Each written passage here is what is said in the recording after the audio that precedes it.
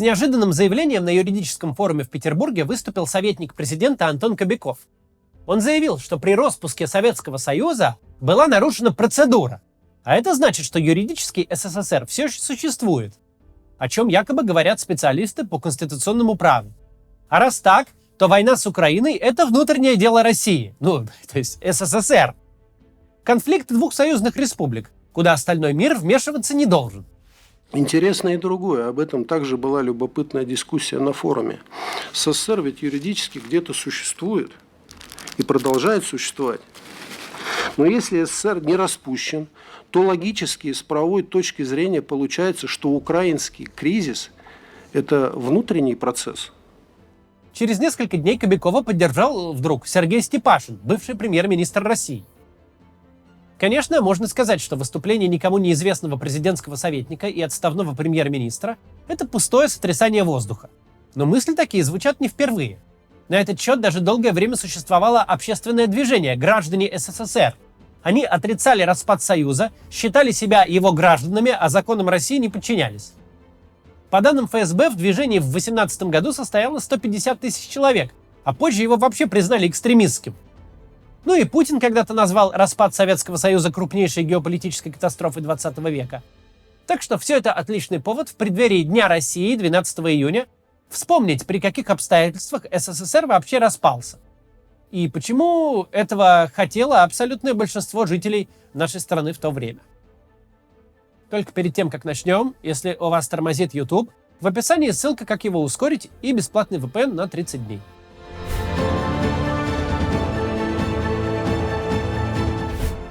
Рассуждать с юридической точки зрения о законности или незаконности распада СССР занятие довольно странное. С таким же успехом можно поговорить, например, о законности принятия Декларации о независимости Соединенных Штатов. Английский король Георг III, скажем, был с этим документом совершенно не согласен. Настолько, что даже отправил армию на подавление мятежа в колониях. Или можно поговорить о законности распада, Римской империи, чьими наследниками являются почти все европейские государства. Или вспомнить об обстоятельствах свержения еще чего-нибудь очень давно. Никакие государства не существовали на нашей планете с момента ее формирования из звездной пыли. Все они возникали в результате революций, переворотов, договоров, соглашений. Реально имеет значение лишь одно обстоятельство – общественный консенсус относительно права этого государства осуществлять власть на своей территории. Скажем, относительно США такой консенсус существует, и никому в Лондоне не приходит в голову предъявить права на североамериканские земли. А вот, например, в отношении Южной Осетии подобного консенсуса нет. Почти весь мир, за некоторыми исключениями, считает эту территорию частью Грузии и не готов иметь дел с людьми, называющими себя южно-осетинским правительством. Паспорт Южной Осетии имеет за ее пределами такую же силу, как распечатанный на цветном принтере диплом об окончании Хогвартса, или паспорт СССР. Что касается современной России, она признана всем миром в качестве суверенного государства. Заключенные ею договоры исполняются, а выданные ею документы считаются действительными. Именно поэтому до сих пор разговоры про незаконность распада СССР были уделом конспирологов. Еще в 90-х начали появляться люди, которые утверждали, что Советский Союз продолжает существовать. Некоторые были безобидными чудиками, ностальгирующими по колбасе за 2,20.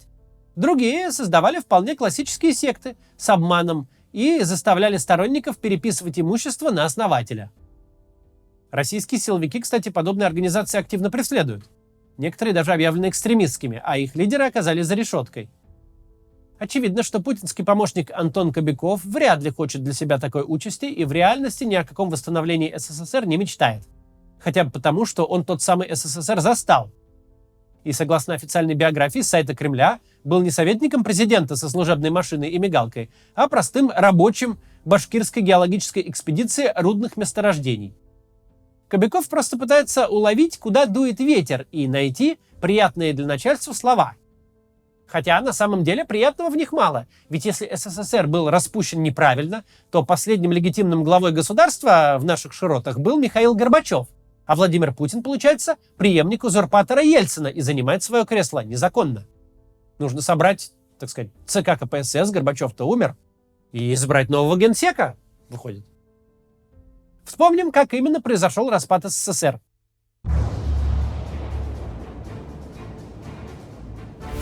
К концу 80-х СССР оказался в ситуации тотального кризиса.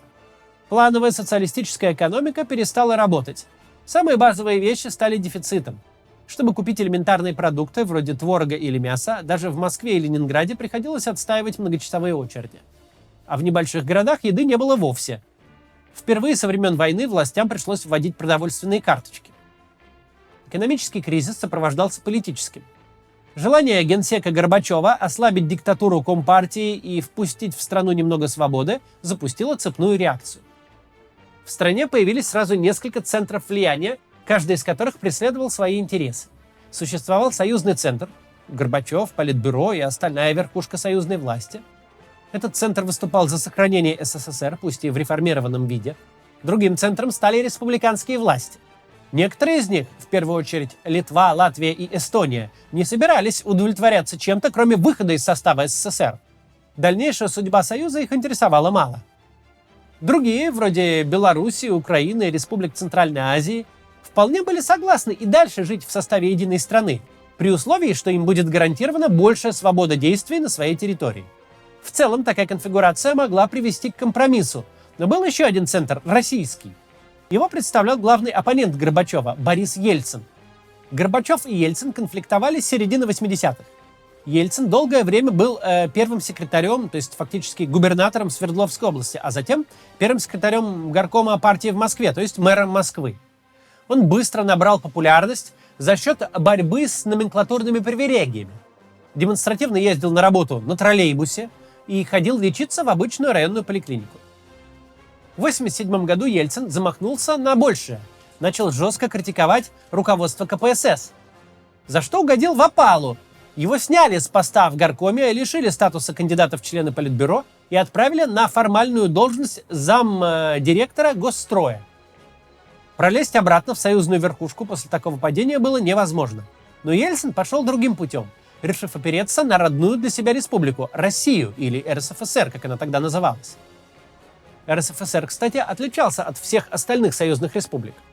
У каждой республики имелась своя компартия, свой первый секретарь, а компартии РСФСР не существовало. Не было своей комсомольской организации, своих профсоюзов, своего Министерства внутренних дел и даже своей Академии наук. Роль этих институтов играли аналогичные союзные органы. Получается, во всех республиках была своя номенклатура, которая пользовалась хоть какой-то автономией в осуществлении власти. А в России, в РСФСР, такой номенклатуры не было, она полностью подчинялась руководству СССР. Почему появилась такая конструкция, вполне очевидно. РСФСР была не просто крупнейшей союзной республикой, она представляла собой 3/4 территории СССР, половину населения, выпускала 2/3 всей советской промышленной продукции, то есть по факту была ядром Советского Союза, которая осуществляла контроль над другими республиками. СССР и независимая от него Россия физически не могли существовать. Должен был остаться кто-то один. Что отлично понимал Ельцин. Весной 90-го он выступил в эфире французского телеканала и вот так ответил на вопрос журналиста: «Хотите ли вы заменить Горбачева и стать главой Советского Союза?» Хотите ли вы, господин Ельцин, заменить Горбачева и стать номером первым в Советском Союзе? Нет. Почему? Потому что будущее за Россией.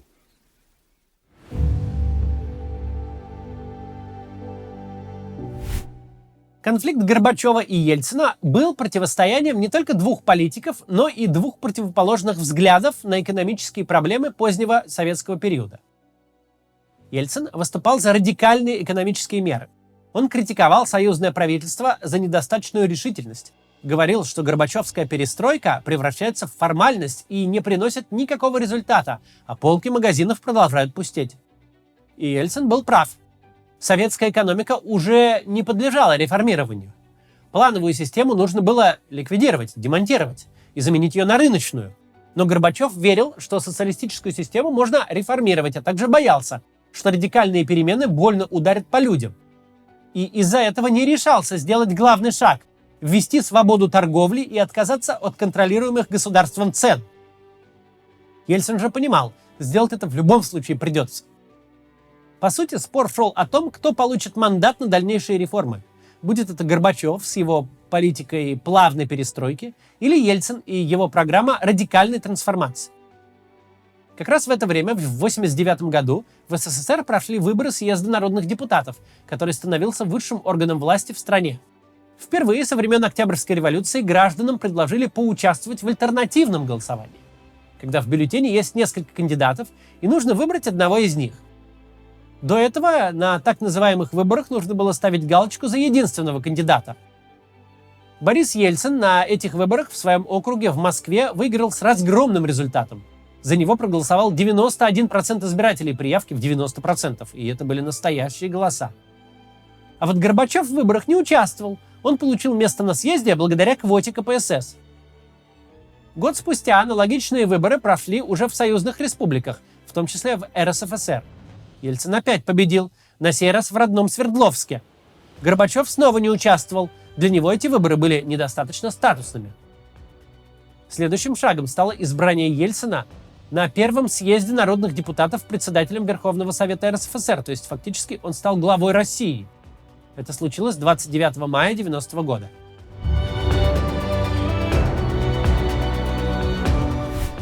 Первый съезд народных депутатов России заседал больше месяца, с середины мая до конца июня 90-го.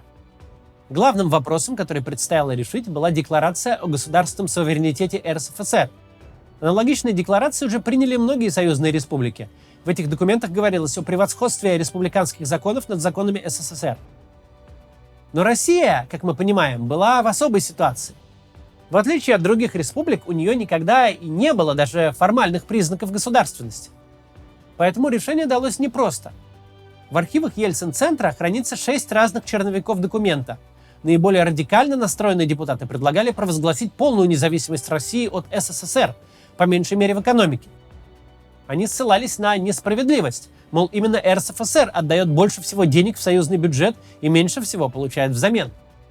Их оппоненты, напротив, предлагали отложить вопрос о суверенитете России, опасаясь, что это решение уничтожит СССР.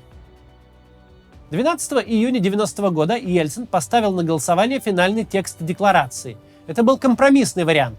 В преамбуле говорилось: Россия намерена остаться в составе СССР, но на новых условиях, как независимое государство. Ключевой в этом документе стала статья номер 5. Она провозглашала верховенство законов РСФСР, России, над союзными законами. И более того, передавала российским властям полномочия самим принимать решения по всем вопросам государственной и общественной жизни. Если же союзный закон противоречил российскому, действие союзного закона на территории России приостанавливалось. Народ РСФСР также мог распоряжаться национальным богатством территории. Это был ясный намек. Российские власти претендуют на свою часть союзного имущества. Еще одна статья вводила российское гражданство, которое существовало одновременно с союзным. За декларацию проголосовало 907 депутатов, 13 выступили против, еще 9 воздержались. 12 июня 1990 года стало днем рождения сегодняшней России. Он отмечается как День России.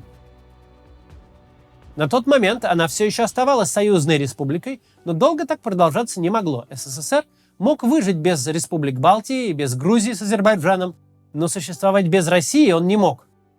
Союзное руководство попросту лишилось объекта управления. Если на территории России принимаемые им законом не действовали, эти законы просто не имело смысла принимать.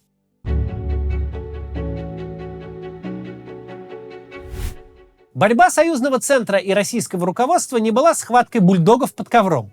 Это был публичный и осознанный выбор одного из двух вариантов развития, которые сделали советские граждане. Горбачев, генсек ЦК КПСС и президент СССР, ни разу не участвовал в свободных альтернативных выборах. На все свои посты он избирался голосованием делегатов различных съездов. Ельцин же побеждал во всех выборах, в которых участвовал. Набирал большинство и в Москве, и в Свердловске, и по всей стране. 12 июня 1991-го, спустя ровно год после принятия декларации о государственном суверенитете, Ельцин выиграет еще и президентские выборы и станет первым всенародно избранным президентом России. И делегаты съездов за идеи Ельцина тоже голосовали подавляющим большинством. Кстати, был среди них и народный депутат РСФСР Сергей Степашин, ныне рассуждающий, что СССР юридически продолжает существовать. Съезд народных депутатов, проголосовавший за Ельцинскую декларацию, тоже был избран на прямых всеобщих альтернативных выборах. И было бы ошибкой думать, будто его депутаты были как-то либерально настроены. Нет, это тот же самый съезд, который в октябре 93-го вступит в конфликт с Ельциным, что закончится штурмом мэрии, перестрелкой у телецентра Останкино и стрельбой из танков по Белому дому. Большинство депутатов имели довольно консервативные взгляды. Тем не менее, 3 годами ранее они поддержали Ельцина в его противостоянии с союзным центром. В начале 90-х Ельцин получил мандат на осуществление реформ, на которые не могло решиться союзное руководство. И воспользовался этим мандатом добросовестно. Возглавив Россию, Ельцин последовательно перебрал несколько вариантов таких реформ и в итоге остановился на плане Егора Гайдара. В 92-м началась шоковая терапия, которая привела к созданию той экономической реальности, в которой живем мы с вами. Все это происходило очень тяжело, потому что делалось слишком поздно. Судьба же Советского Союза оказалась печальной. Возможно, СССР мог сохраниться как бюрократическая надстройка над бывшими союзными республиками. Мог стать чем-то вроде Евросоюза, но этому не суждено было сбыться. В конце 1991 года Горбачев ушел в отставку. Советский красный флаг над Кремлем сменился на российский триколор, а СССР прекратил свое существование. Конечно, это очень упрощенный пересказ того, что происходило в нашей стране на рубеже 80-х и 90-х. Мы еще с вами об этом намного подробнее поговорим. Но очевидно, что нет смысла прятаться за юридической казуистикой и дотошно изучать, какой съезд имел право принять тот или иной документ. Людей, которые жили тогда в СССР, а потом в России, это интересовало меньше всего. Их интересовало, когда закончится тотальный дефицит и начнется нормальная жизнь.